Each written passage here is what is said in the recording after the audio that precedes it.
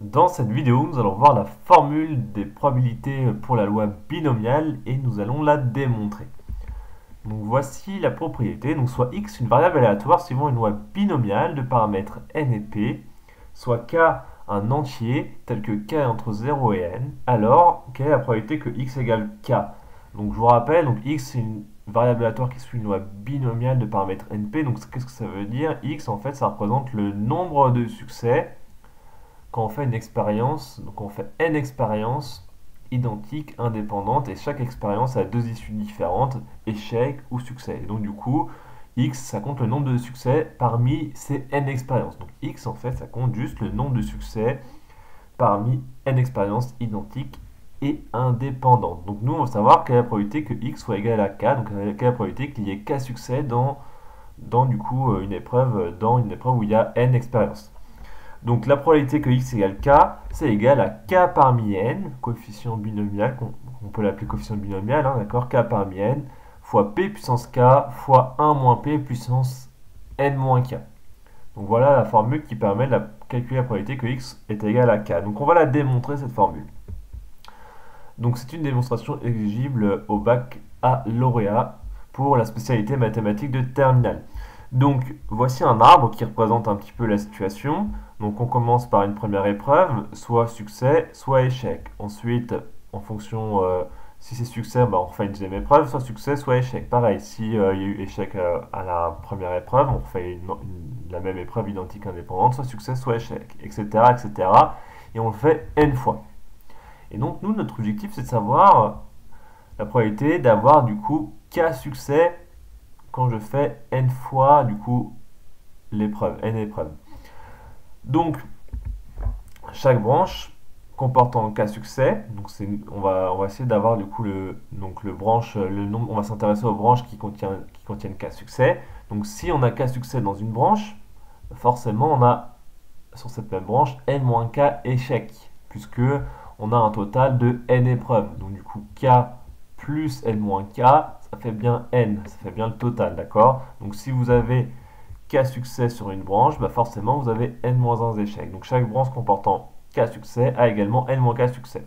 Donc la probabilité issue de chaque branche avec k succès, hein, c'est du coup p puissance k, puisque un succès, la probabilité d'un succès c'est p, d'accord? La probabilité d'un succès c'est p.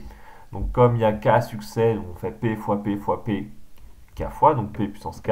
Et la probabilité d'un échec c'est 1 moins p. Donc 1 moins p puissance le nombre d'échecs, donc n moins k. Donc ça, c'est juste la probabilité d'une seule branche comportant k succès. Il nous reste du coup à déterminer le nombre de chemins comportant ces k succès, puisqu'il y en a plusieurs. Il faut savoir combien. Alors, de chaque nœud de cet arbre, on a dit que partent deux branches, donc soit succès, soit échec. Donc du coup, un chemin peut être représenté tout simplement par une succession de n cases où l'on inscrit soit la lettre S, soit la lettre E. Par exemple, la première branche tout en haut, là, eh bien, on pourrait le représenter par les cases S, S, S, S que avec des S, d'accord? Ou par exemple, la dernière branche avec que des E, ben, on pourrait remplir toutes les cases par que des E, d'accord? Donc un chemin, ça peut être représenté tout simplement par une succession de n cases où l'on inscrit les lettres S ou E. Voilà, donc on continue.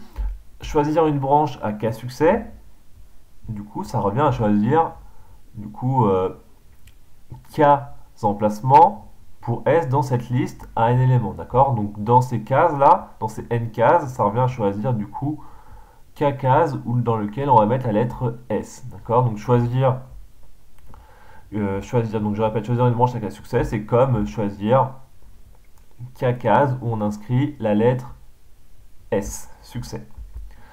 Le nombre de chemins du coup avec k succès, ça va être égal au nombre de choix de k cases parmi ces n cases où l'on inscrit la lettre S. D'accord? Ces choix, du coup, c'est les combinaisons de k positions parmi n. D'accord?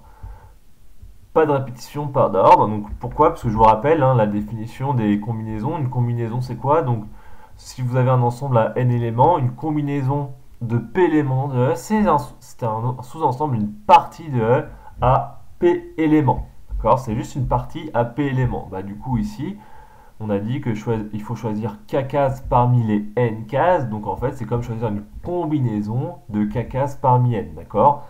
Donc du coup, choisir une branche à k succès, c'est comme choisir une combinaison à k éléments dans un ensemble de n cases. Donc du coup, le nombre de chemins à k succès, c'est égal au nombre de combinaisons à k éléments dans un ensemble à n éléments, c'est-à-dire k parmi n. D'accord? K parmi n, ça représente le nombre de combinaisons de k éléments dans un ensemble à n éléments. Et donc du coup, on a le nombre de chemins. Donc il suffit de multiplier maintenant ce nombre de chemins par la probabilité issue de chaque chemin.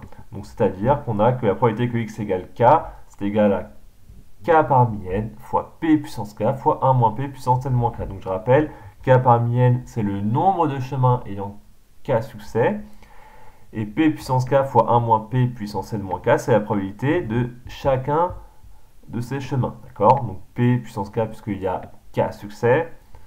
Donc, et la probabilité d'un succès, c'est p. Et 1 moins p puissance n moins k, ça représente du coup les n moins k échecs. Voilà pour la formule de la loi binomiale.